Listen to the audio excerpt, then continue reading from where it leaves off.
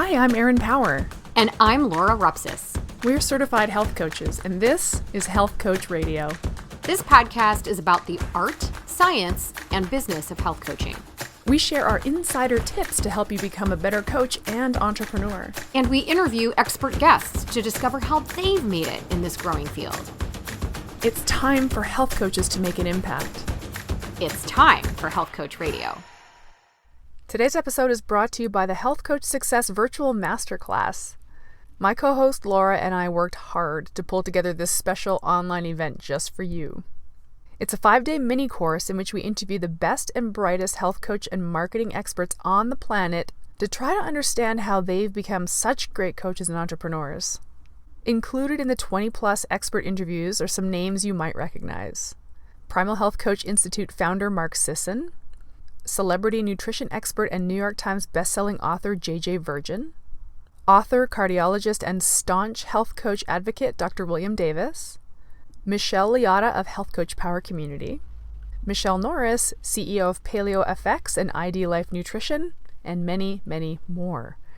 The Health Coach Success Virtual Masterclass is now available and totally free for a limited time. Check it out at primalhealthcoach.com/success. Today on the show, we're welcoming Deepak Saini. Deepak is a recovering accountant turned health coach. We brought him on the show because we noticed he was making some big and interesting steps in his relatively new coaching business. Not only has he secured several one-on-one long-term clients, but he's made partnerships in corporate wellness and functional medicine and has begun to become the hub of the wheel for holistic health practitioners and prospective clients in his city.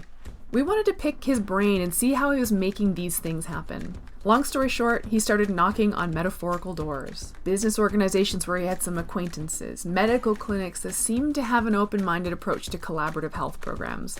He got a lot of no's, but he also got a few yeses. And you won't get the yeses unless you're bold enough to get a bunch of no's. A self-proclaimed introvert, this practice did not come naturally to Deepak, but he did it anyway, and it paid off. So perhaps that's the moral of the story. Do it anyway. Let's get to know a little bit more about Deepak Saini. All right, welcome Deepak. How are you? I'm doing fantastic. Happy to be here today. Oh, we're happy to have you. So we always like to start this podcast by hearing from our guest. And this is really just the story of you, how you came to sort of become interested in health coaching and sort of embroiled in health coaching. Sort of the 3 to 5 minute real quick hits on the origin story. So hit us. Okay, 3 to 5 minutes. That's going to be challenging. Yeah. Okay, so make it really short. This story goes way back to my parents immigrating to North America from where they came from, but we'll skip all that part out. But basically, in a nutshell, was always the chubby kid, always overweight. That can lead to self-esteem issues and that sort of thing. And then I sort of found football in junior high, and the thought bigger is better and that sort of thing. So in a 4-year period, I put on 100 pounds. A little bit of that was muscle for sure, but definitely just got big. And just to play on the O line, you're one of the bigger guys, and I actually did pretty well at that, and that sort of thing. But then university time comes, and I wasn't going to make the pros. I'm not tall enough to play O line in the pros. So I took a year off to just work and earn some money to go to university, and going out with my buddies and having wings and beers like every 2-3 times a week, that type of thing. And then just one day, just kind of like, hey, like let's I don't even know like what I weigh now. I'm just kind of feeling bad, and I was always someone who got sick a lot as a kid too, and chronic bronchitis and colds and all the time. So I, kind of dusted out the scale and got on, and I was like, oh my God, I'm like 270 pounds. I'm even more than when I was playing football in high school and that sort of thing. So I was like, okay, so something's got to happen here. And, that led into all these fad diets and this, that, and the other thing. And I could sort of fluctuate up and down, 20 pounds and get a little bit leaner in the summer, and then winter, put it all back on and that sort of thing. And then I start, finish university, get in the workforce, and I'm an accountant by profession, so sitting in front of a computer all day long, and just, free snacks and coffee and pop and juice from, the fridge and all this stuff. But I knew I needed to do something for my health. So I, started doing the chronic cardio and hitting the gym. I was doing a bit of weight training and that sort of thing. And actually, I missed a part in university. I got really into weight training, and me and my friends, we started training basically like powerlifting. So got really, really strong, but I was still really, really fat. I was just a big, strong, fat guy. So then, I really got into the chronic cardio and sort of lost a little bit, but then kind of gained it back and all that sort of thing. And then I, met my wife, the woman who's now my wife, and then we decided we're going to go on a destination wedding. So we thought, well, let's look really good for our photos. So we, both of us, basically, starved ourselves for like 6 months, and lost a little bit of weight, and thought, hey, we look really, really great, and everything. But when I look back at our wedding photos now, I cringe at like how heavy I still was at that time compared to now. So then I thought I really got into like about running and that sort of thing. So I started training for a 5, and then I said, 5's too easy. I'll just do a 10 right away. And then I got into half marathons. So I really got into performance and trying to get better as a runner. And then that led me down into listening to some podcasts. And then that led me to finding other people, Mark Sisson being one, Ben Greenfield, some of these other people who are guests on running podcasts and that sort of thing. I was like, oh, these guys sound kind of cool. Start listening to them. So I started already slowly making a shift to taking more of a paleo approach with my diet. And it's been refined since, and maybe we'll get to that later. So really got into it again, just now really doing really chronic cardio because I was training for marathons. And then the real impetus, and all the whole time also still having this, chronic bronchitis and getting sick 2 or 3 times a year, to the point where I get so sick I couldn't even train for 4, 5, 6 weeks. All your gains are lost, and then you kind of get it back, and you get to make a little bit more progress. And then you get sick again, that whole chronic cycle. So that led me to sort of see alternative health, path, see a naturopath, and my conventional doctor was, he basically just told me, he's like, well, you got young kids, so like you're just going to be sick for the first 5 years of their life. I'm like, well, that can't be an answer. Like, what are you talking about? So I'm like, okay, I got to go somewhere else. But what really was the impetus is this overtraining, running. I one day really hard. So because of my job, I could truly get those miles in on the weekend. So I'd hit it hard on Saturday, hit it hard on Sunday, and then kind of rest all week, type of thing. So it was like a Sunday morning, come back in for my long run, and something that somebody said stuck in my head, like, oh, I could tell you used to be a lot stronger, and I kind of like stopped weight training. I was just focused on endurance and the chronic cardio. So I went, maybe the right, I should maybe, do some weights and do some, quick bicep curls or something. So I pick up like not even anything heavy, like 10-pound dumbbells. But I totally just like my knees were all sore and everything from running, all this inflammation that I always had. So I bent over at the waist, not bending properly, picked up these light weights, and all of a sudden just felt something in my back. Long story short, that just led to basically a year and a half of not being able to like really move. I had no flexion, so I couldn't bend over, couldn't tie my shoes, couldn't put on my socks. But the real low point was our youngest at the time was like a baby, and she'd be like, Dada, I couldn't even pick her up. I couldn't bend over and pick up her weight. My wife would have to pick her up. I have to sit in a chair, and I could hold her no problem, but then I'd be like, honey, can you take her, because I can't get up. Type of thing. So that led me to, physio and chiro, and back to my regular medical doctor, misdiagnosed, getting all these shots and everything that in hindsight were all the wrong things. And finally I got so fed up with it after, well over a year. I was like, that's it. I'm just paying for it. So I live up in Canada. So, we have sort of socialized health care and that sort of thing. But the wait times can be really long. So I'm like, forget it. I'm just going to pay for my own MRI. I call them up. I get in the next day, get properly diagnosed now, well over a year. So I have degenerative disc disease in my L4, L5, L5S1. So I'm already kind of really digging into the science of how to, from performance, first from a running perspective, now from more of a health perspective. And then some of the, kind of more, alternative people out there. So I started following their stuff, digging in, getting really geeking out into the science, found PRP, platelet-rich plasma. I thought, okay, this might help. Sounds promising. Talked to my naturopath. She's like, yeah, I think that'd be a good move for you, but we don't do it here, but here's a referral where you should go. So I go there and they told me, yeah, pretty good. Shoulder, knee, ankle, one time. Most people are good to go. Low back, really tricky. Might take 3 or 4. Just we want to let you know up front. I'm like, it's not an inexpensive procedure. So I was like, what do I have to lose? My life sucks. I'm not running. I'm not golfing. I can't pick up my daughter. It's just terrible. So let's go with it. So, a little bit marginal improvement. And I mean, it takes a couple of days just to recover from the procedure. You got to move very gingerly. You can't lift heavy things, etc. But I felt, okay, a little bit marginal improvement. I basically used flexion, how far I could bend as my gauge of my back health, which I still do every morning to this day. So I just kept digging more into it. And then I kind of came across basically, low inflammatory eating.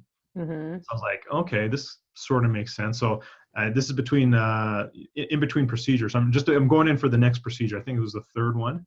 And I talked to the doctor and I was like, hey, he's prepping me.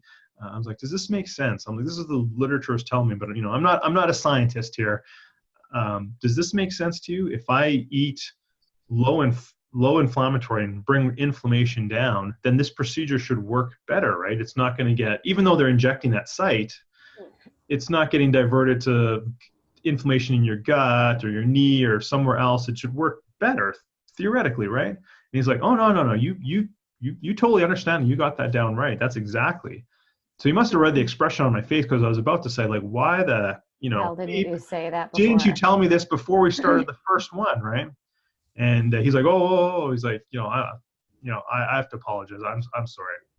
To be quite honest, most people will not change their lifestyles. I kind of just stopped telling people, or sort of forgot to tell you. And I was like, no, you don't understand. I'm not doing anything that I enjoy doing. I can't pick up my daughter. I'm in like pain all the time. This is like, my life has been changed. I'm like, I'm doing it. So I just dropped what I thought at the time, low inflammatory, the pizza and the, alcohol and those sort of things. And like I said, mentioned, I was already starting to make a slowly shift to more paleo-ish, dropping sugar out of my coffee and some small incremental things. But I just like went like cold turkey, really. I was just like, I'm just eating vegetables and meat, more coconut oil, like that sort of thing. So I did it for like 2 weeks after that procedure. I think I recovered a bit better, feeling okay. Then I kind of go back into old habits. And then, so the way the procedure works is you kind of hit it every 4 to 6 weeks, just as the effects are starting to wear off, you kind of hit it again.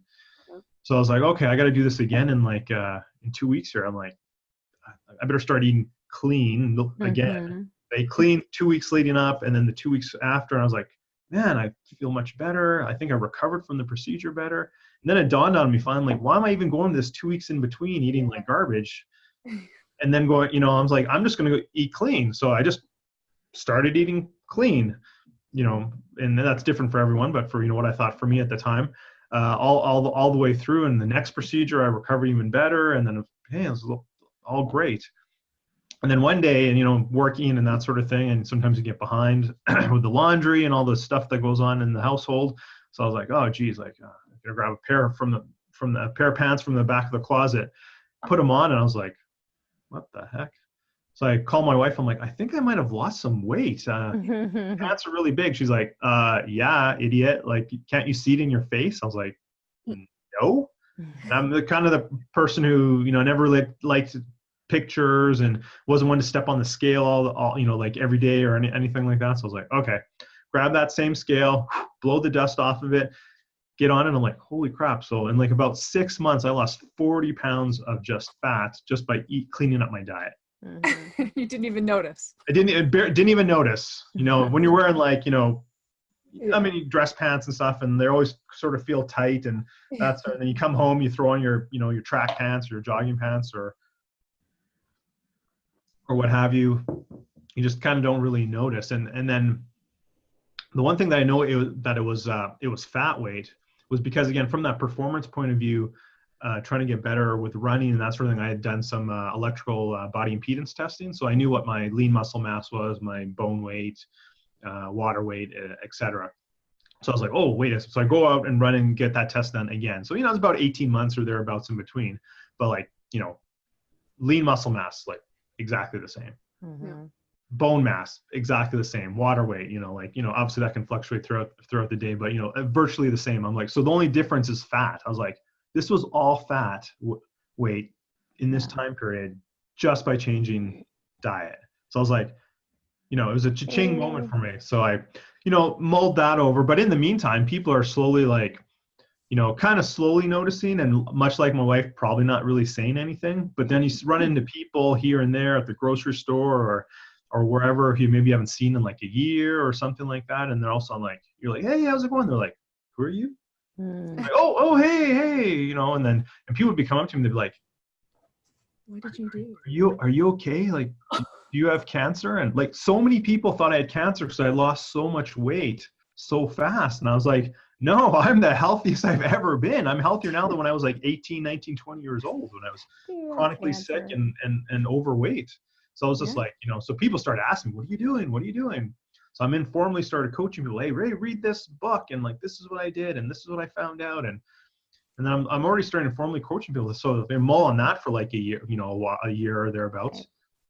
I was like, I really like this. I like this more than being an accountant. Mm-hmm. So I kind of finally, mulled that thought out, and I said, I'm just doing it. So I, made plenty of mistakes, and that's probably a whole nother podcast for another time, but started a company, incorporated, got my logo done and, website, all that sort of stuff. And then I'm like, okay, well, I'm going to, I want some validation. So I went and got a couple of certifications. The second one being, primal health coach. I've talked to both of you before, and so thank you for steering me in that direction for sure. And and then I kind of beginning of 2018, January 2018, sort of formally put the open sign on the business, so to speak, and started taking on clients and friends and family, to start with, and sort of the low hanging fruit, if you will, and then once those people run out, then you really gotta kind of hustle. So I did start it as a side hustle, as a side thing. I kept my full-time job, evenings and weekends, lunch hours, that sort of thing. And then last summer, so June of 2018, I guess, the universe called to me and released me from my employment that I was where I was at. So I took that as an opportunity to not only enjoy more time with my kids over the summer and do some additional training and that sort of thing, but really get focused and make this my full-time career, which it had been. And but that being said, this past April, the universe, and I'll get to that in maybe in a second, the universe sort of called me back, and now I'm kind of juggling a bunch of things and just hustling like crazy, which I think is kind of the theme of today's podcast. So in a nutshell, I probably went more than 5 minutes, but that's in a nutshell kind of how I got into health coaching. That's a great story. I think I loved hearing that story, because I love hearing the story of people's transformations, especially when it's like a really tangible health improvement. Like you're struggling with this back degeneration and thinking that this is it for you. Like, this is it for me. I think that's a soundbite that a lot of people who become chronically ill or chronically unwell or chronically in pain figure that's kind of their lot in life. And then the aha moment of recognizing that your diet can make a big difference, and then becoming really evangelical about it. That's probably the plot to most of these origin stories, but I just always love hearing them. So thank you for sharing that. I want to dive into your anti-inflammatory diet that you took on while you were trying to manage these PRP injections in your back. So we know that you ditched the pizza and the beer first, and then you got into like a serious anti-inflammatory approach. So you're just eating meat and veg. So what had you then intentionally eliminated? And was that sort of on the along the lines of the paleo anti-inflammatory approach? Yeah. So I already made some incremental changes, right? So I already had slowly weaned myself off of like sugar. When I look back now at university, we used to, again, powerlifting, we used to, go have a humongous coffee, like probably like a 20 ouncer with like, not even sugar, like those sweet and lows, the pink stuff, like 6 of those. That's what it would have to take to like be able to down a coffee to get that effect. to get hyped up to go powerlift. Like, and now I just cringe at not only the chemicals in that, but whatever. But so slowly started making incremental change. So by this point, I already taken like sugar primarily out of my coffee. I was just using, cream. I think I was maybe actually, I don't think I'd even dabbled in sort of like the bulletproof or putting MCT or coconut oil or anything in your coffee. I'd already swapped out sandwiches. I'd have, instead of having like 2 sandwiches, I'd have like a wrap. So, it's still like grains, but it's kind of limiting the amount. I already, my dad's side, we're East Indian, so rice is a big part of the culture. But, I wouldn't eat, like potatoes. That stuff was already out of my diet, but I still have rice. But when it came down to the nitty gritty, I was just like, no, I'm eating like salad and like meat and fruits. I'd have that and nuts and seeds. And it's refined, but I'd have like this ginormous like salad, I was probably still eating the same amount of calories. I still think I don't really track like macros and that sort of thing. I, kind of roughly have an idea, but, I think I still eat about the same amount of calories that I did before, but it's just, what constitute those calories. So, and then even now, I don't even eat the big, gigantic salads anymore. I actually just seems like I eat less volume, but higher density foods, getting more, more saturated fats, more coconut oil. I do a lot of fasting. So just, it's refined over time. Now I don't eat as much raw salad or kale and that sort of thing because some of those effects it might have. So a lot of broccoli, cauliflower, mostly cooked, Brussels sprouts, that sort of thing, and just a lot of meat, I guess, and then odd fruit here and there to sort of tie in, and dark chocolate. So. Oh yes, perfect, great, really cool. I love that your doctor clued in on that, or your doctor kind of chimed in on that late. And your back pain story really resonates with me because my mom struggled with chronic back pain for a long time. And I always tried to tell her, like, if you just change the way you ate a little bit, it actually could help manage your pain and some of the treatments that you're going through. And she didn't believe it because her doctor never told her that. And who am I, right? She wants to hear from her doctor. It's kind of maddening that doctors maybe do know this stuff and they're just, but you mentioned that he said, I'll tell people to change your diet and they just won't do it. Kind of like my mom, she just wouldn't do it. She's like, nope, this is it for me. I'm a low back pain person. I have a degenerative disc disease, just like you do. That's it. Diet won't help. And so it's really frustrating, but it's gotta be thrilling for you that you were able to move the needle on that. Yeah, I have a friend who's in financial services, and he might come up in my story later. But he's a big advocate for me. And anytime he comes across somebody, a client or friend who like, even maybe not the exact same thing, but you have something with your back, like you have to talk to Deepak. I've become in his circle. I've become like this back specialist or something. I'm like, it's a great niche. Yeah, it is. Yeah. Chronic pain overall. I can't give people PRP treatment or something. I can like, well, we can bring inflammation down. That'll help, that sort of thing. And those people are, they don't necessarily always turn into clients, but like I'm just constantly getting sent people like, back pain, go talk to Deepak. So. But as an adjunct therapy to PRP, if these guys are going to go for treatments anyway, like that's a big opportunity. Yeah, it's one thing for sure. Yeah, it's interesting as it relates to just clinical practitioners. I agree with you. Most of them never even bring up diet, but occasionally I'll be surprised when I hear a doctor mention diet and how it's helpful. And just one anecdotal story, my dad's, she's my stepmom, my dad's wife was suffering from chronic headaches. Okay, so more of this chronic pain. So she finally went for an MRI and something showed up there that really caused alarm. So she's got some plaques in her brain, right? They also think that she likely had some mini strokes, asymptomatic mini strokes like a while ago, right? And all this is playing in. So now she's basically on a treatment plan to try to like avoid Alzheimer's and dementia and all this other stuff. And the doctor did mention diet, which is awesome, right? And she did mention removing sugar and processed foods, but then it was, you've got to eat mostly plant-based protein and low-fat everything, mostly vegetarian, vegan. And this is somebody who's suffering from a neurological problem. And she said, now I asked her and she's really up on the whole paleo diet. Like she understands it. She's really up to date, but this is the protocol that's for me. And I'm sitting there like, she's really not up to date. If that's what she's recommending, she's not up to date on the recent research. So it's kind of, to some degree, it's awesome that doctors are out there talking about it. And there's pieces of the recommendations that are being made that make total sense. That probably just eliminating sugar and processed food is going to go a long way for Lori, right? Yeah, I just sure. worry about her giving up these healthy fats that her brain needs, you know? So, but if this is what the doctor said, she's not going to listen to me. So my only hope really is to just encourage her to do her own research and to ask more questions.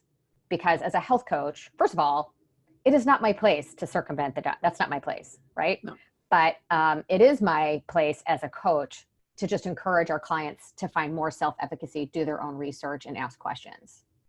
Yeah, a little bit different scenario, but I just had coffee with a friend yesterday, and she's got some sleep issues, and she was telling me what her supposedly in our area, the top sleep doctor, what he told her, and I was like, you need to find somebody else. Yeah. That is not right. And I won't get into details here, but I was like, you need to find somebody else. I'll give you some resources. Like, that's the top guy in our area. That's wrong.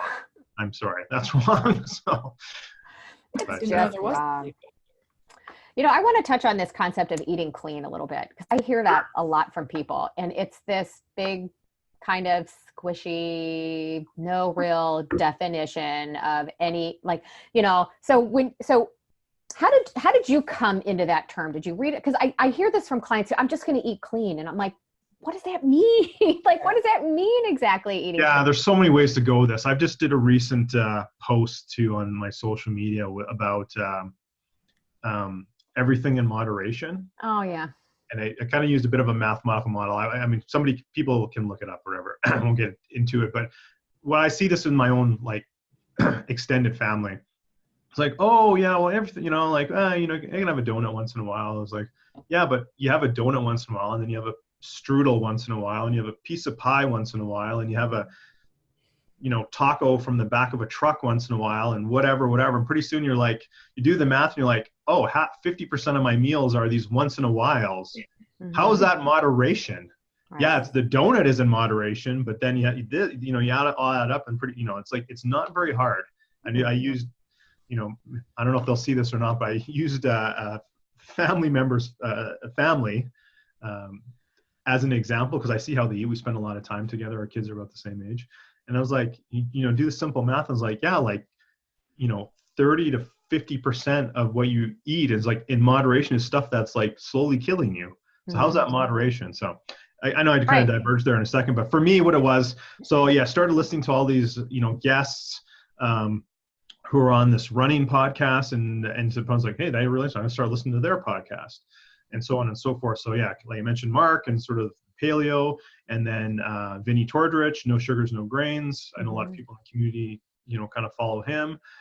Sort of made sense to me. And then just, you know, digging in, and then, you know, Dave Asprey, the bulletproof diet, and sort of took a piece of here, piece of there, and just tried things that worked for me. And yeah, so just, you know, okay, yeah. And then you start learning the science, like, yeah, you know, there's probably very, very strong evidence that, you know, sugar feeds cancer. So like, well, I don't want that. So I'm going to eliminate sugar wherever I can.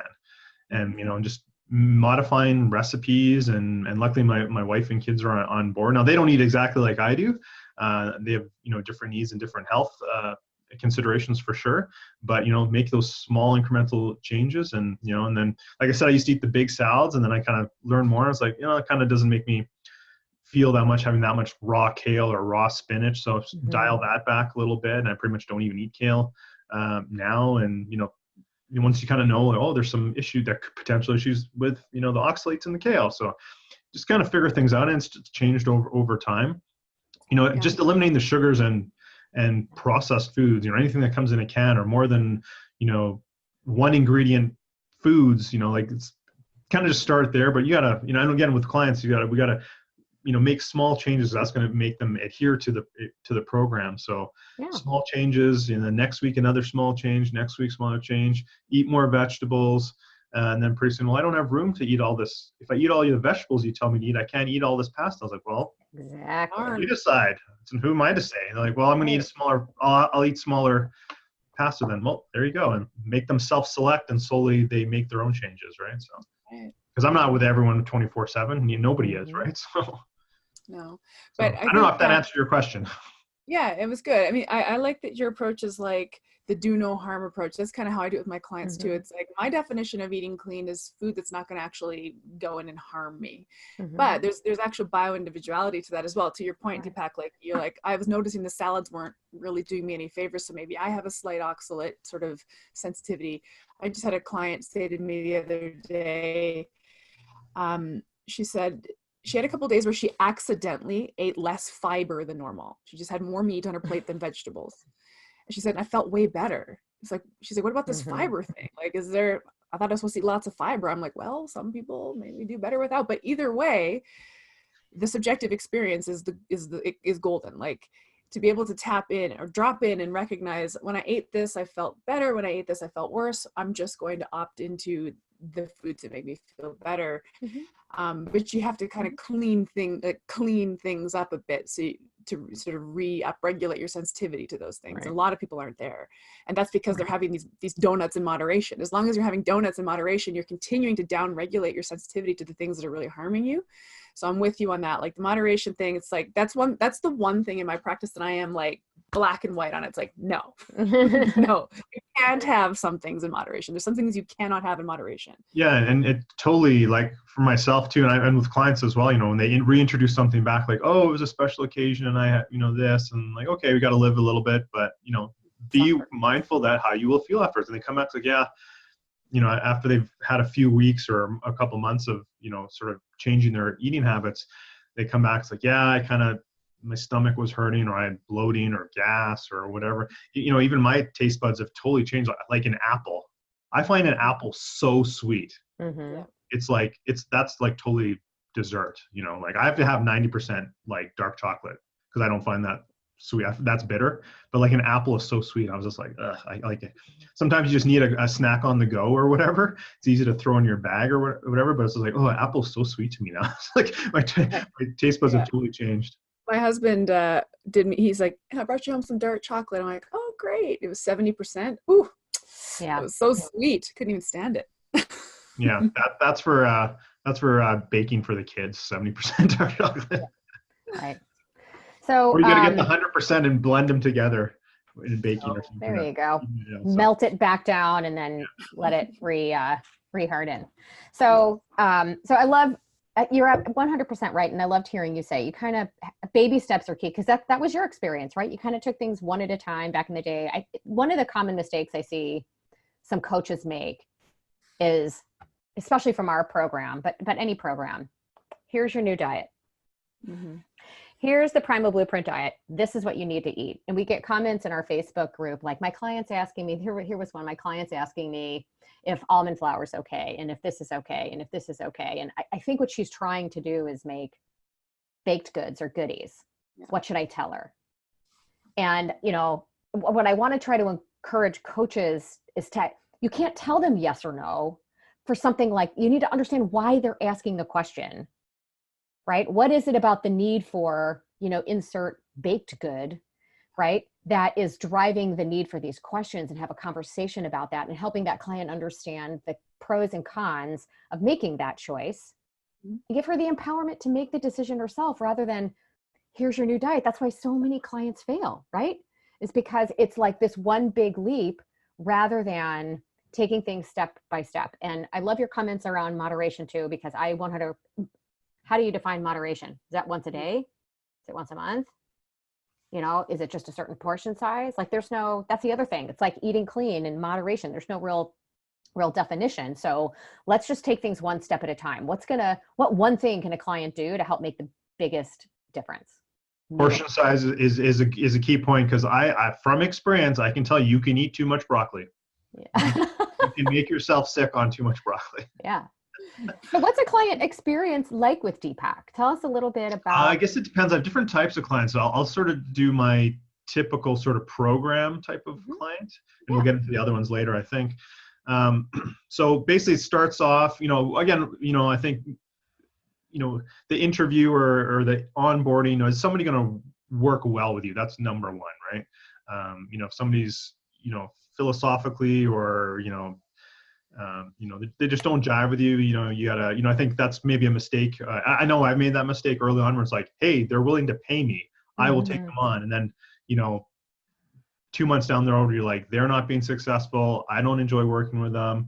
I don't, you know, they're not following the plan because I didn't do a good job screening them in the first place. Like I've had clients who have, you know, more money than they have time. So they paid me, and I was like, let me help you. Like, you're not doing anything. They're like, that's, you know, I know it's on me. Don't worry about it. And, you know, I was like, well, I just took your money. You need to get, I hope you got something out of it. Like, you're not listening, you know? So that's kind of the first part. So I always have them do a food log for the first 2 weeks. And the first 2 weeks, while they're tracking that, we kind of work on sort of the mentality and mindset, you know, like, you know, dig into, you know, where their trigger points and what led to, you know, stresses in their life that maybe has led to weight gain or other health issues, and sort of flush that out a little bit while in the first couple of weeks while they're doing their food log and making some minor things. You know, I get a sense of where they're at now. So I was like, okay, well, you know, can you, you know, go an extra half an hour before you have your breakfast, and try and build a little bit of a fast or an extended, you know, fasting in, you know, some really, really, really small things. Well, I get it before I get a sense. So once I have the food log, it's like, okay, you know, and then it's like, let's try it. You're not eating enough vegetables. You know, you're not drinking any water during the day. You know, I see you have this pop in the afternoon. You know, so, and then it's like, pick the really simple things, like, you know, and people know these things, like, I know I shouldn't have that pop. It's like, well, can you just try and have a glass of water or a tea? With no sugar, you know, like that's, and it's some small things, and like, okay, can you double the servings of vegetables? And then kind of back to my earlier comment, well, if I do that, then I'm so full, I can't eat the rice or the pasta. Like, okay, well, leave that. Make these small things, and then every week we sort of, and then as we build in, you know, movement and exercise, and then we get into, you know, later down the road in my program, we get into, you know, more other lifestyle aspects like sleep and stressors and that sort of thing. I've had clients who do a lot of travel, so we spend a lot of time on like, okay, like, can you order things ahead of time, or like, you know, can you Google the hotel you're gonna be staying at? Where are some good restaurants, you know, where you know you can get something decent and things like that. So that comes usually at the later end. But if people struggle with the nutrition piece, we might never ever get to the sleep and all that other stuff, or not as in depth as they probably need, because they're struggling. But if they're hitting it bang on with the nutrition, then we can really dive deep into some of the other lifestyle things. But again, my whole approach is just some small incremental changes every week or every, you know, couple days. You know, it's like, well, did you really need like 4 glasses of wine? Like, what if you just did 2? You know, hey, I felt so much better. I was like, what if you just did 1, like 2 weeks later?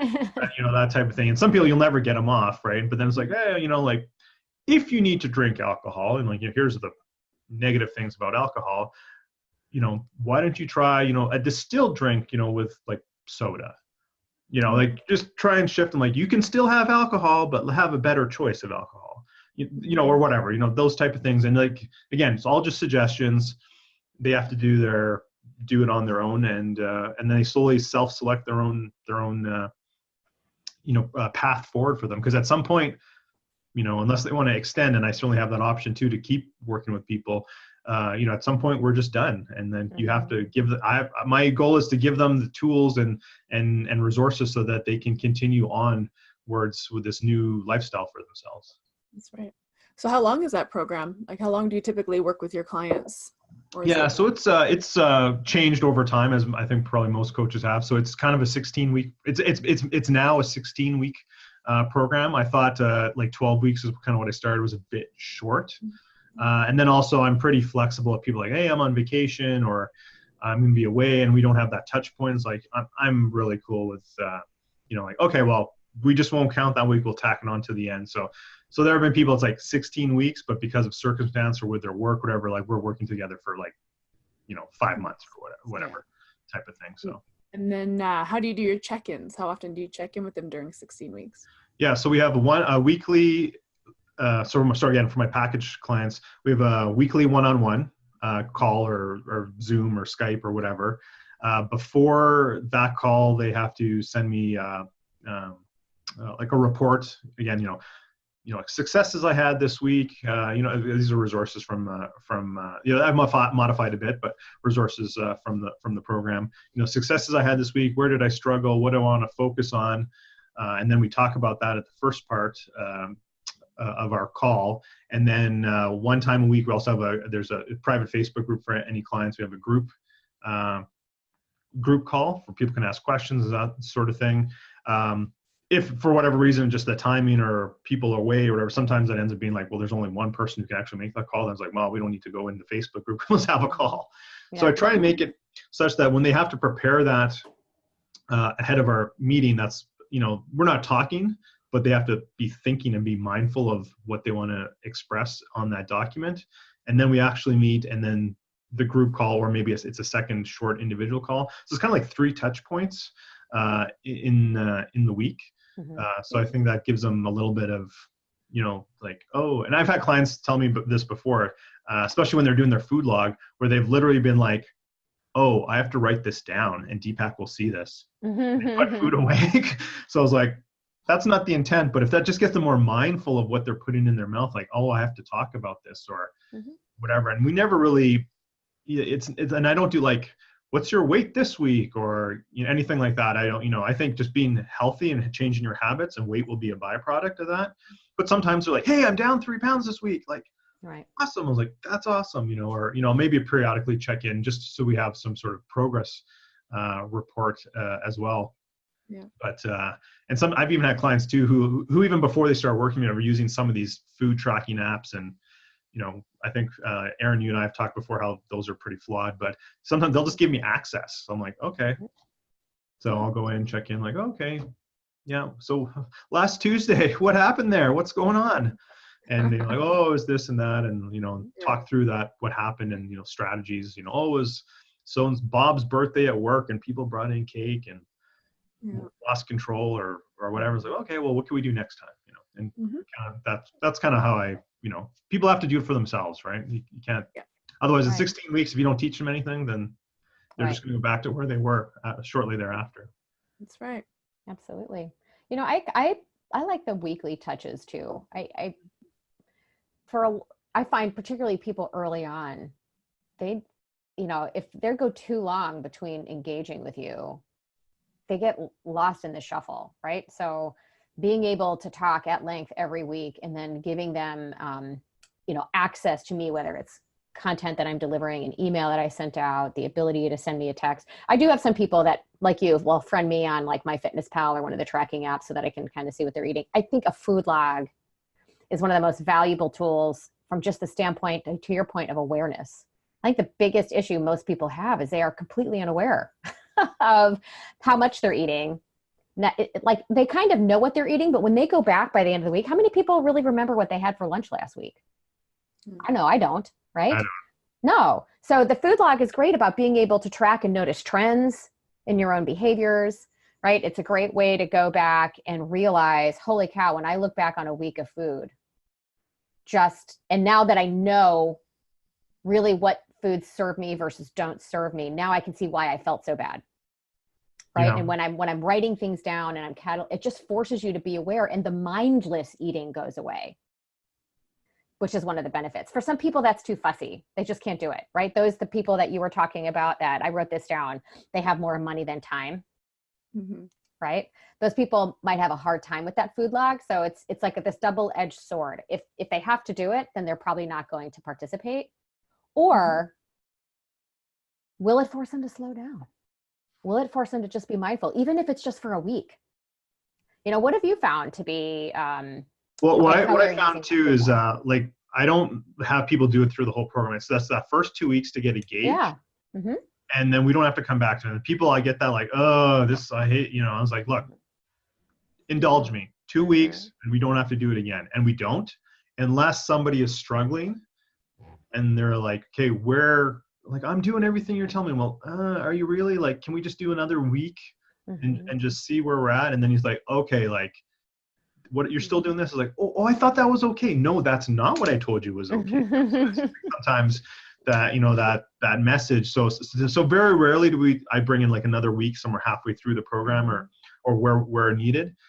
Some people resist, but I just like it's 2 weeks. Like, indulge me for 2 weeks and but to your point also, it's, sometimes you have people, they become more mindful. It's like, oh yeah, like, yeah, my Friday night after work go out with the boys or whatever, pizza, 6 cocktails or whatever. And it's like, oh, but that's just once a week. It's like, yeah, but that's wrecking your whole weekend. It's probably still affecting you Monday or it's Saturday and whatever, right? Like you've got to be mindful. So you think it's like, I'm pretty good, I'm sort of following, but yeah, but you're blowing it out of the water one day a week. And then that's taking 3 steps backwards for the next 2-3 days and making people aware of that.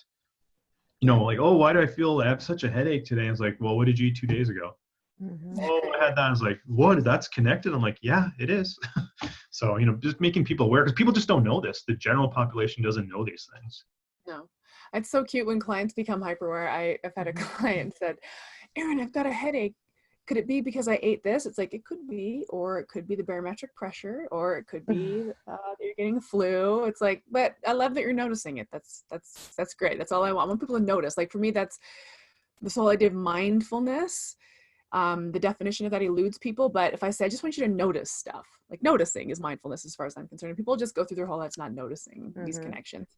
I like, Deepak, that you start like while they're doing the journal for 2 weeks, you're already starting with some habit change, some behavior change, some mindfulness.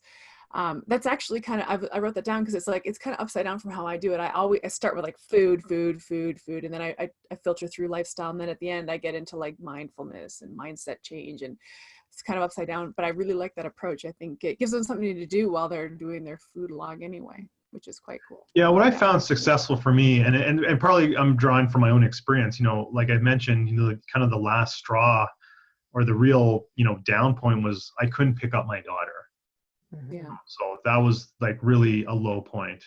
So when I'm working with people, and I find it helpful at the beginning, like, well, you get about their history and like, oh, I started putting on weight at like 45 and, which was 15 years ago. That's when they really started coming on. Well, what, something happened in that time or what changed? And then like, oh, my mother died or whatever. And it was really stressful. And that's probably, a trigger and that sort of thing. And then, and also, and part of my screening too is like, well, why, why do you want to, people always come, I think, at least I haven't found this for many people who's like, I want to be healthy and I want this. They're like, I want to lose 10 pounds or 20 pounds or 40 pounds or whatever it is. And weight always becomes sort of the lowest common denominator. It's like, okay, well, that's great. But like, why do you want to lose the weight?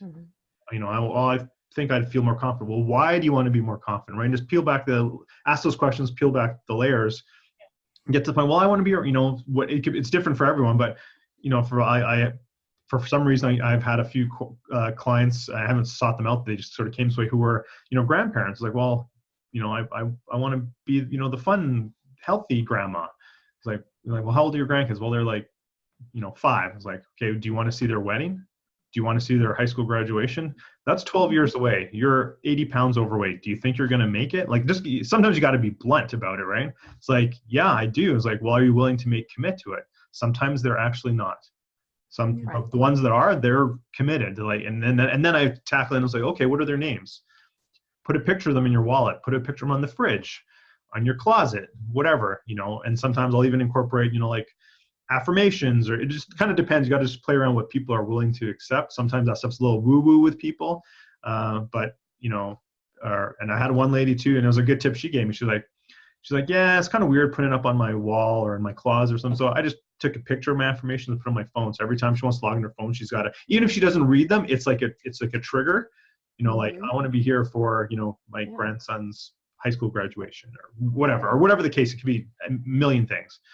So it just gets really people like committed to their own success. It's kind of what I find is work. If people have that desire for why they want to change, really deep rooted, thing. So. Yeah.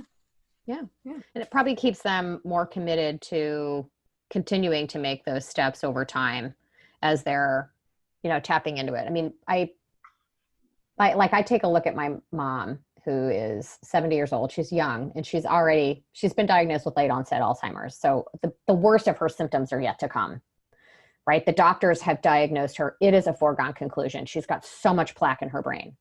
But this is the culmination of decades of smoking and processed food consumption. She's a huge fast food eater, right? She's totally sedentary for the most part. She can't, I think I was telling the story on another podcast. I had her cooking bacon to add to like my Brussels sprouts or whatever one Thanksgiving. She could not stand at the stove long enough to cook the bacon. Right. So my motivation, like this just so hits home with me, this idea that every choice I'm making now is going to have an impact on me 20 years from now, you know? Mm-hmm. And I think that's kind of I think that's a hard thing for many clients to realize, but then once they get it, if they can tag to it and someone in their life, that seems to really get them. Like every decision you're making now is going to impact your ability to live your life on your own terms. For sure. And if I could just go back to like a bit of a personal for myself, again, being always chubby, overweight, sick, all that sort of thing. My grandparents died relatively young from various things. I think the oldest maybe made 80 and all the rest were in their 70s. So it's not even kind of average lifespan sort of thing. So when you have that kind of mindset, family history, and I'm always sore and aching and whatever, it's like, yeah, I just want to live this good life, whatever that term sort of means. Now that I've come out the other side and know what I know about, not only prevention, but how various things affect our bodies. I think I mentioned this to Aaron before, and it's certainly no secret. I put this out publicly many times. I'm probably selling myself shorter, but I want to be a centenarian plus. So like I have this new goal now. So like, to your point, everything I do is like, putting a little bit of MCT in my coffee is like, okay, well that's, studies have shown that could help for Alzheimer's. And I have Alzheimer's in my family and I have the Alzheimer's gene. So that's very important for me. And maybe we'll circle back if we have time. I'm working with a group on Alzheimer's on a volunteer basis right now. So all those decisions, you don't just get X. It's 20 years or 40 years of small little decisions, the small little paper cuts that finally get you at the end. So I'm trying to like limit all the little paper cuts all along the way and trying to preach that as well. And even with my kids too, is like, they have a way even longer time horizon, but it's like, yeah, that's going to make you feel bad maybe later. So yeah. Who was I Most talking to? people don't think that way. I'm trying to get the message out. Like you got to think for the long term. The long game. You got to play the long game, not the short game, not the donut right now that tastes so good and hits all those neurotransmitters. You got to play the long game. That's right. I was talking to somebody recently. I can't remember who the heck it was, but they had. It's a terrible story because I can't remember who it was. But it was like a 10-year-old kid. Their 10-year-old kid, just because the parent, the person I had spoken to, was making these lifestyle changes and diet changes in the interest of longevity, and the kid picked up on it. And even this 10-year-old kid could recognize like, oh, I shouldn't have this because I want to live to be old. And for a 10-year-old kid to recognize that is kind of wild. But I actually think like those kinds of stories really bolster me because I do feel like the tide is turning. I think the next, maybe I'm dumbly optimistic, but I think the next generations will have opportunities to be far healthier than previous generations just because there's more information and there's people like us trying to like dispense it. I do want to, because you dropped it, Deepak, I want to talk about some of the other stuff you're doing. And just to kind of set the tone for people listening, the reason why I invited Deepak on the show is because I sat down and had a coffee and said, hey, what's new? And Deepak was like, like all this stuff. And I was like, what? So you like, and the reason why I want him on the show is because you went out and did stuff. Like you're still holding down a job as an accountant because you went back to work and you're doing both things now, or you were, maybe that's changed. But you went out and did stuff, and doing stuff is what you have to do if you're going to try to branch out into anything, right? A lot of coaches we hear from are like, I don't know where to start. I don't know what to do. How can I find clients? How can I do this? It's like, you got to go and do it. And so I just want to acknowledge you for doing lots of stuff. And I'd love for you to share with us some of the stuff that you've been doing over and above working with your one-on-one clients. Sure. So I'll start with, so I kind of mentioned earlier, friends and family, the referrals, kind of the easy, once you kind of tap those people and probably undercharged at the beginning, which maybe a lot of coaches do. So it wasn't but I was doing it as a side thing. So that kind of was okay. But then when I was committed to doing this full time, trying everything. So, going to the local grocery store and putting up posters and, in my, neighborhood and like, little posters on the mailbox and all, certain things I could do that were kind of low cost type of things. And I'll say none of those things worked for me at all. But what I did decide to do is really just like get out there. So basically I went to, and it's a little bit different here in Canada because again, it's sort of the healthcare system, but there are some private clinics, multidisciplinary, where they have MDs and, physios and this and that and the other thing. So I just did research, all of them in my area, and just started like cold calling. But the thesis being, one, I'm trying to get in there to do some sort of partnership referral or be in the clinic as a consultant or contractor or what have you. But also with this like, hey, I have a bunch of clients and I know what I don't know. And if I have a client who needs your services, I'd be able to refer them to you, but I need to have familiarity with you. So can I meet with you? Mm-hmm. So on their part, they're like, and that wasn't disingenuous. That's true. But I also, purposely use that wording. So I was like, okay, this could be referrals for someone to us. Let's at least have a coffee with him, mm-hmm. or bring him into the office, or even a phone conversation or whatever. So started with that. And for the most part, so there's one. So a lot of them, what I found is, I do have a personal training background as well as, primal health coach. What I really, and my package program, as I alluded to, is kind of everything. But the nutrition I feel is the biggest piece. Mm-hmm. So I was trying to promote myself as sort of the nutrition person, be a nutrition person in your clinic or in your setting.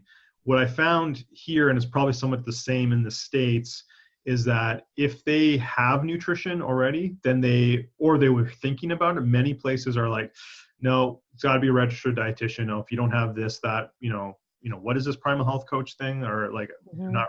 It's not recognized up here, at least anyway, as much. And that's so a lot of roadblocks there. What I found also is that a lot of these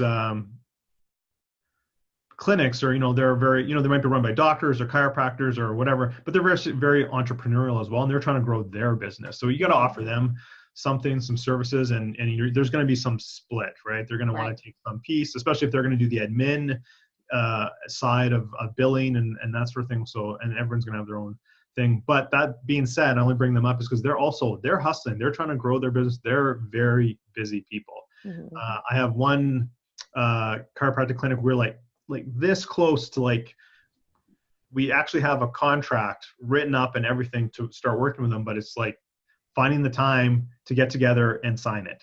Mm-hmm. So relationship building, I guess, as an overall theme, takes a long time. Even if you get somebody, they like what you have to offer, want to learn more, they're busy people, and it can take months and months and months and months to actually come to some fruition. So I mentioned this one chiropractic clinic. We're really close. I'm doing, reaching out to others.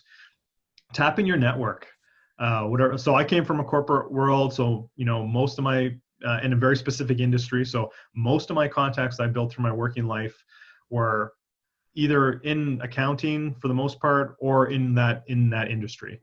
So I was like, okay. So, and you just got to let people know what you're doing now and leverage that as best you can. Mm-hmm. So one thing that was really successful for me, and again, this took quite a process, is so I belong to the accounting association here in where I live. And I knew somebody there. We're not like best friends or anything, but I knew someone we had met a time. I've known them for a long time, see them every once in a while. So even with having that of knowing that person, it took probably 2 or 3 months to get a meeting, have a coffee. I pitched them on doing, so they have a professional development you need to do on all, various things. And the small portion of their catalog is on sort of wellness or stress reduction, blah, blah, blah. So I was like, okay, well, so I pitched them on an idea of doing a course for them for professional development and be a course instructor. Cool. And they're like, okay, well, sounds interesting. Well, let's bring in the rest of the team. So this person was pretty senior. So let's bring in sort of the people who report to her, and, they're more the day-to-day. So, okay, another meeting, that's another month later, and pitch them in. Maybe it was a bit ambitious on my part, but you got to shoot for the stars, right? Mm-hmm. So they said, okay, that's, basically that's a little bit much. And we kind of deal with somebody on sort of nutrition and There might be some legality things if we try and do exercise, or some liability type of things if we try and do sort of an exercise type course. And they're like, why don't we just dial it down and just about a course on stress? So I'm like, quickly repackaged my presentation, basically just took one thing that I was going to be part of this big course, and took it out and expanded it into like a half-day course, and kind of repitched them again. And they're like, okay, yeah, Nice. we'll take it. So they're taking a bit of a flyer on me. So, but in February, I'm going to be delivering this course twice, 4 professional development credits, 4 other accounts. So it's a stress course, but it's not the typical stress course that most people or many people have gone to before. It's like, oh, your emotions and this, and take a break. I'm kind of dealing stress, all the hidden sources of stress. So nutrition, water, heavy metal, EMF, air quality, all the things that nobody thinks about is actually stressing your body out. And so I thought, even then, I thought it was a bit of a stretch. Are they going to buy this? Is this too woo for them? But they're giving me a chance. So they're like, That's awesome. okay. So paired with that, another thing in parallel. So I mentioned a friend earlier who's in financial services, been a big supporter. And he was like, yeah, like I got to get you to in my company and everything. And, and he was only at a certain level. So he's got to run it up the flagpole. And it kind of got to the top guys, and they just it just never went anywhere. So I had the opportunity to do this start your own small business course earlier this year by sort of like run by a business coach. So I kind of told her what I was doing and that sort of thing. And she's like, oh, that's the total wrong industry. And this is financial services. And Laura, you can maybe, understand this. But in her opinion anyway, this coach was like, yeah, financial services, like churn and burn. You produce or you're out. They don't really care about the long term. She's like, you're an accountant. You should focus on accountants and lawyers. Partners in those type of firms can work well into their 70s and 80s sometimes, not at a full-time basis, but there's more long-term emphasis put on in those. And you're an accountant already. You probably have tons of. So she directed me that way. So it got me thinking. So I was like, okay. So I basically researched all the big accounting and law firms in my province or state. And then via LinkedIn, so that's all public data. So I found out who's the managing director. So I'm bypassing HR or anything. I'm going right to the top dog. He can filter me, or she can filter me down if they need to, but I'm going right for the top person. So I found out all those people's names and numbers and emails, so it's all public data because they're all big companies. Then I went on LinkedIn, searched those people, see who I knew who knew them, and probably more than half, I was only one connection away from that person, from somebody I knew. See, another plug for LinkedIn. So then I started making phone calls and emails to all those people that I knew. And some of those people, like, yeah, you get connected on LinkedIn and you might not even actually have met them before. Or there's a buddy from university and you haven't talked to them in like 15 years or 20 years or something like that. But I haven't met a person yet who hasn't been, impressed with the journey that I've gone through. So sometimes it takes a couple weeks or even a month to even like get to that, that person, sell them on your story. This is what I'm trying to do. I'd really appreciate if you could, buy them lunch, buy them coffee, right? If you could give me an introduction to that person. So, okay. So I haven't gone through all that whole Rolodex yet, but a few of those have happened. Get that first coffee with that top dog. And then again, it's a waiting game, follow up and like, yeah, I'm traveling. And these are top executives. So they're traveling all over for work and that sort of thing, vacation, whatever. And so there's one in particular, it's kind of not getting the runaround, but just, he's a very busy guy. I understand, kind of putting it off. But once I had that course validation from the accounting association, I did my next follow up. And again, sometimes, the marketers say, sometimes it takes up to 12 touch points before somebody will listen to you or buy your product or whatever. My experience, it could be 30 touch points, every week, every second week, or hey, how's it going, or whatever type of thing. So you got to be committed to it. You just got to keep a log and just follow up. So my next touch point was, I was like, oh, hey, just want to check in. How's it going? Oh, by the way, I wanted to share some exciting news with you. The Accounting Association has approved my course as a, valid professional development. I'd love to talk to you about it.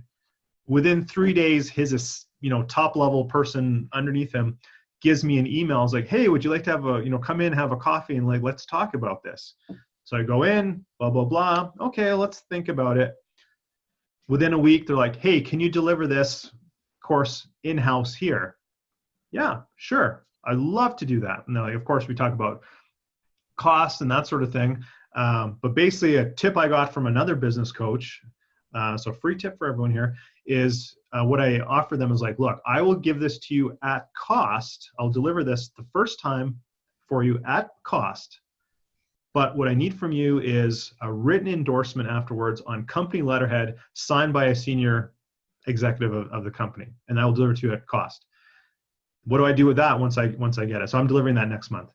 What I do that, then I go to their competitors or their peer group. It's like, oh, hey, XYZ company is, have used me for the course. I love to do so at your place too. They're increasing, they're bringing their stress down, all these benefits, blah, blah, and then go all the way around. And then just multiply. Once you have validity from one person, it's much easier to get into the second place. Mm-hmm. Back to relationship building. I'm kind of jumping around here a bit, so stop me if you have any questions, but back to relationship building. So, again, get out there, network, things you're interested. I'm super into the biohacking scene here where I live and in general. So there's like a meetup group once a month. So I, go there and just for my own self-knowledge, I'm not going there to meet clients, or these are people who are already pretty, aware of things, but just meet like-minded people and that sort of thing. But from that, I've met two people, one who's a functional medicine doctor here where I live, without even like asking for, hey, can we have a talk? Or, anything about our clinic, just like, just chatting and like exchanging contact information. She reached out, I don't know, a couple of weeks after we first met. I was like, hey, you want to come to, let's have a coffee. So I came, tell her my story, and she's like, well, we already have nutrition here and this, but we don't have any movement. So she set up another coffee with the doctor who runs the clinic. And now I'm sort of their functional movement person. So basically all those sort of primal movements, I do assessments, postural assessments, teach the people, the five main primal movements, how to stretch properly. And we have a relationship for referrals with this clinic. And that was just from going out and doing something I was going to do anyway, and not even looking for anything. I didn't even know that opportunity existed. But now that I'm in this clinic, it's now when I go to other places, like, oh, I have a referral. Would you like to talk to so-and-so? I'm working with them. Oh, validation. It makes it much easier to get in for the second, the third, the fourth, and so forth. Oh yeah. But it's still a hustle. I'm still trying to get more clinics and places like that. Right. As well. And then just again, back to Aaron alluded to it earlier, I am doing a little bit contract work back on the accounting side. I wasn't actively seeking it out. An old friend that I used to work with a long time ago, I was actually trying to get contact to one of those people I mentioned at top level at a company, and he knew him. So I reached out for coffee, and we've stayed in touch over the years anyway. Reached out for coffee just to get that introduction. And he's like, hey, I just started somewhere new and I need some help. Like, are you, could you help me? I was like, yeah, I can help a couple days a week. He's like, great. So I'm kind of pulled me back into accounting, but it's, it's helping, and they're very flexible, and they know that I'm trying to build my coaching business. So when I have, like, as an example, I'm supposed to be there right now, but I'm doing this podcast and stuff. So they're cool about it. So it's like great opportunity. But again, it's all I just kept up with my relationships and my network and things. I wasn't even looking for that, and just fell into my lap. So kind of an underlying theme there. And there's a few other things, if we have time, we can get into that I'm also pursuing. But those are kind of the big wins recently. Yeah. The word that comes to mind to me, listening to all that, is momentum, right? You were talking about how once you get the first one, the second one's easier.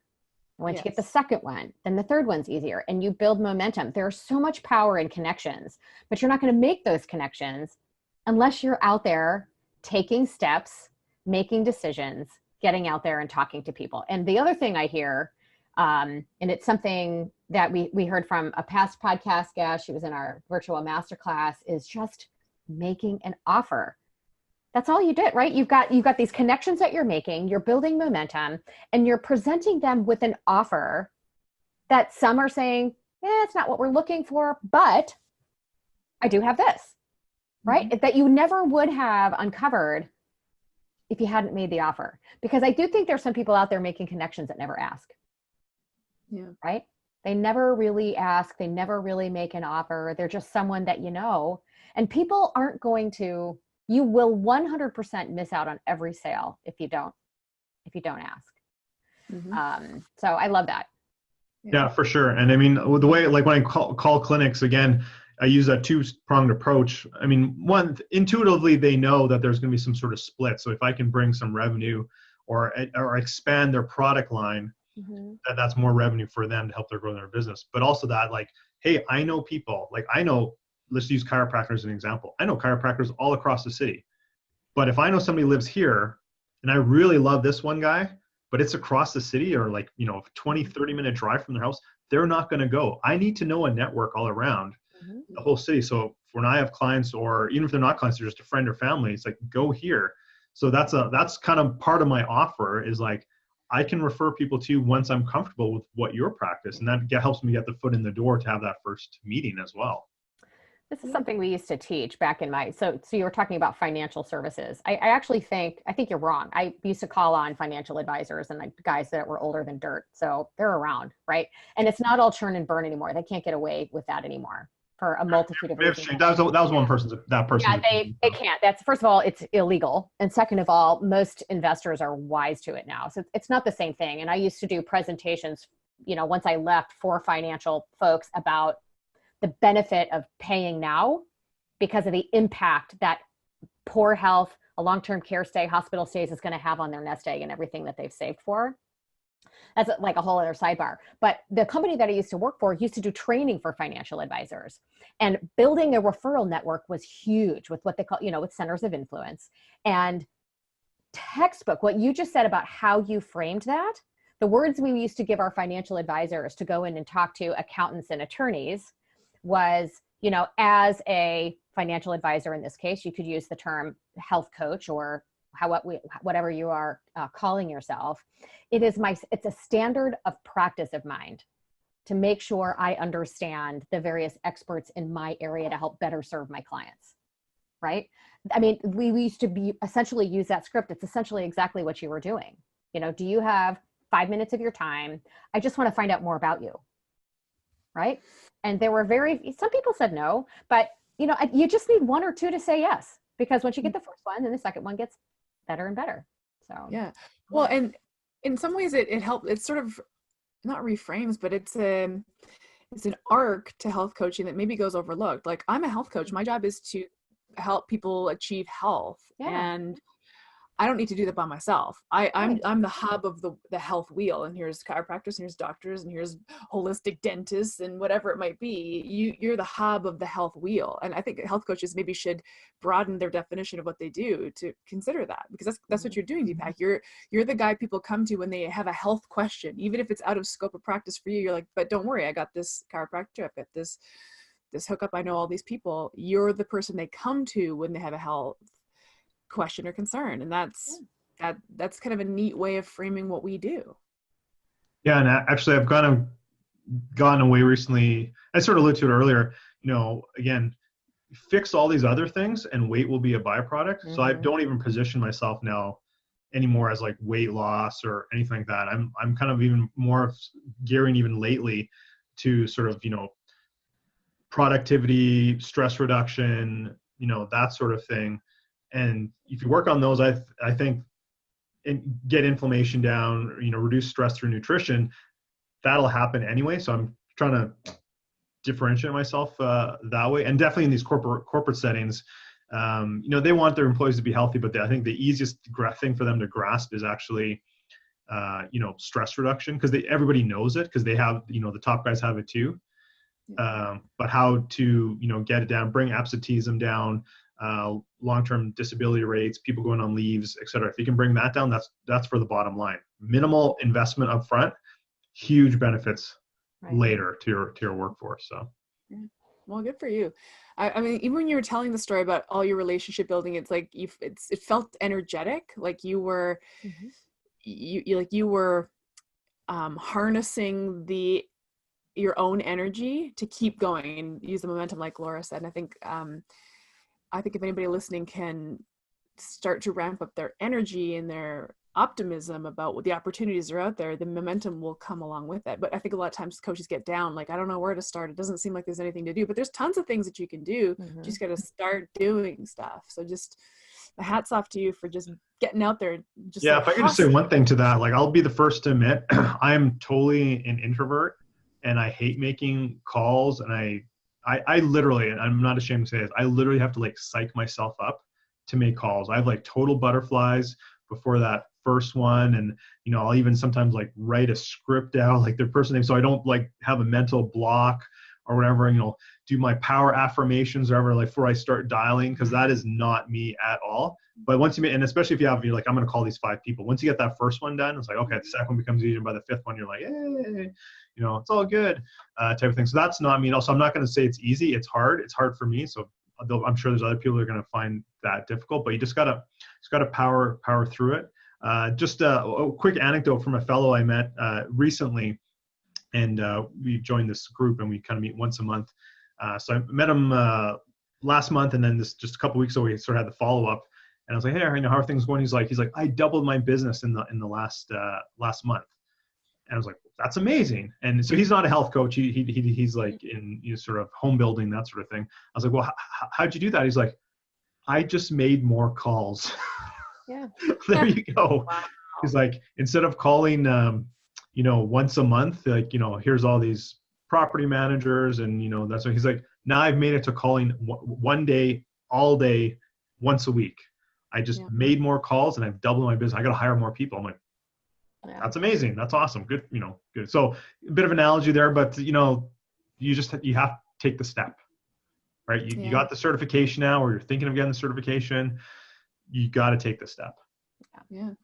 I like hearing those stories about like the old fashioned making personal connections, how that's still working. Because I do think that the world's kind of a little crazy with like social media influence and out social media reach. And it's like, yeah, but you also just could get on the phone with people or go, meet people in person. So I love hearing stories like that, because anybody who struggles with their social presence, it's like, well, you don't have to do it. You can just actually go out there and do it in an analog fashion, just connect with people. I also filter down a bit too when I do the research on whatever it is. Let's say so I have a client and they have a location. So it's like, okay, somewhere within a 10 or 15 minute walking radius, of this location would be really good if I could tack on another contract somewhere or another clinic or whatever. So I'll do like a walkabout. And like, okay, here we go. And then I'll research them. I was like, oh, okay, they already have nutrition or whatever your niche may be. They already have this covered. Okay, I'm not gonna. I've already have the experience now that I know I'm gonna probably be a dead end there. It's like, oh, we already have someone. We only hire registered dietitians, and you can usually find this research on the website. So I won't bother. So I already filter it down to like the ones that I think I actually have a decent chance if I can get in front of them. So I'm not wasting a bunch of time. So I spend a bit of time to filter, so I'm not wasting time on the phone. So another little tip, I guess, for people. Yeah, that's really good. Yeah, and I think to springboard off that, I would say that if a coach decides to go that route and do that research, and they do find that a medical clinic for the time being is really, really hiring dietitians only, it's like, well, you know what? That's okay. Get a few other successful clinics under your belt, and then go hit up those clinics. If you've got results, they'll be like, oh, that's actually what we want. And again, to your point, Deepak, in Canada, it's a little weirder because of our healthcare, but and right now I think doctors are probably pretty shackled to having to use registered dietitians, maybe. But that will change. And, we just got to be patient and we got to hustle. That's right. Yeah, for sure. This was awesome, Deepak. Thank you. Can I just mention one, if we have time, can I mention one more thing? Sure. And then also it might be, useful to other people, other coaches watching. So I'd mentioned this before to Aaron, we met for coffee. So through that, the biohacking group in Calgary, one of the other fellows I met, very passionate about Alzheimer's. He lost his father 6 years ago. He's made it his mission to eradicate it. And they've come up with a protocol. So I know probably many people who do that, are kind of in the space. A lot of people who are going to watch this probably know of Dr. Dale Bredesen, who's kind of come up with this new protocol for Alzheimer's treatment. So this fellow I met here, he's taking that as the first 3 steps Dale Bredesen's protocol and adding on more. It's an 8-step approach. So basically they want to do clinical trial to prove out their methodology. So they're raising money for that. I'm helping with that. Some of these additional steps, and I'm just going to very high level here, talk about it. Some of these additional steps they realized can be wellness services all in their own. So there's the not-for-profit that wants to do the clinical trial, and they have a for-profit, and they're just at the phase of doing pilot phase on some of these wellness services. And once they prove out the pilot phase and get some clients and get some traction, they're going to need to build the team. And part of the services, so it's like, they have, functional medicine doctors, neurologists, et cetera, but there's also that component of keeping people accountable, that weekly check-in, or maybe even more than weekly check-in. So there's some point down the road where they will likely need health coaches that are trained in their protocol. So with my experience, and so he's already reached out to me as we've gotten to know each other, for me just volunteering, saying, hey, would you like to be one of our health coaches? And if we really go, would you like to potentially be the trainer of the other health coaches? So this is like a 2020 second half probably thing, but something there's opportunity. There's lots of opportunity if people are interested to expand, I guess, not with just what I'm talking about here, but in various other things, because more things are going to come. There's going to be more health revolutions, and coaching, whatever that means, is probably going to play a component in the future health, I think. So health revolutions. Yeah, health revolution. Taking it That's back. exciting though. Yeah, they actually call it health 3.0 is how their methodology is what they're calling it. So. I love it. Cool. Right on, Deepak. Man, got my wheels turning. I'm fired up. I'm going to go start knocking on some doctors' doors. Yeah, Well, I think I mentioned off air before we started, between that fellow that I just mentioned, who just like doubled his call, or made more calls and doubled his business, and kind of having to talk about what we're talking about today. I was like, I got kicked me in the butt. I started making, like, the last couple of weeks just more calls and got meetings set up and that sort of thing. So trying to grow my business too. You just got to get out there and make calls. Yeah, that's right. baby It's steps, not going right? to grow. If the idea of picking up the phone and making a call to someone that you don't know scares the crap out of you, you should try picking up the phone and talking to someone that you do know, or like I tell the story all the time about the beginning of my business was just because I was always talking about it, like ad nauseum to everyone I knew, and I lived it, and people would ask me questions, and guess what? I always made an offer to help. And then that person referred me, right? So you don't have to be smiling and dialing right now. Although I argue I came from that, and it works. It works. It really does. But start with something a little bit outside your comfort zone. Yeah, that's key. That's key. Yeah. Like, you got to be, and like I said, that is so outside my comfort zone. But I think in general, we just, in many facets of our life, just push the envelope a bit, get a little bit outside your comfort zone. Absolutely. I love it. Fantastic. This has been great. Well, thank you for having me. I appreciate it. It's just super gratitude for this opportunity. You're Absolutely. welcome. Tell everybody where they can find you so they can keep up with you and follow what you're doing. Sure. Yeah. So Deepak Saini Health is my company. So Deepak Saini on Facebook, if anybody wants to hit me up there. Deepak Saini Health, my YouTube channel. DeepakSainiHealth.com is my website. D Saini Health is on Twitter, and sometimes it overlaps. Sometimes different social media platforms have different things I put on there. So that's and then LinkedIn too. Deepak Saini Health on LinkedIn too. I love it. Awesome. Thank you so Thank much, you. Deepak. This was awesome. Thank you very much. Yeah, appreciate it. This podcast was brought to you by Primal Health Coach Institute. To learn more about how to become a successful health coach, get in touch with us by visiting primalhealthcoach.com/call. Or if you're already a successful health coach, practitioner, influencer, or thought leader with a thriving business and an interesting story, we'd love to hear from you. Connect with us at hello@primalhealthcoach.com and let us know why we need to interview you for Health Coach Radio. Thanks for listening.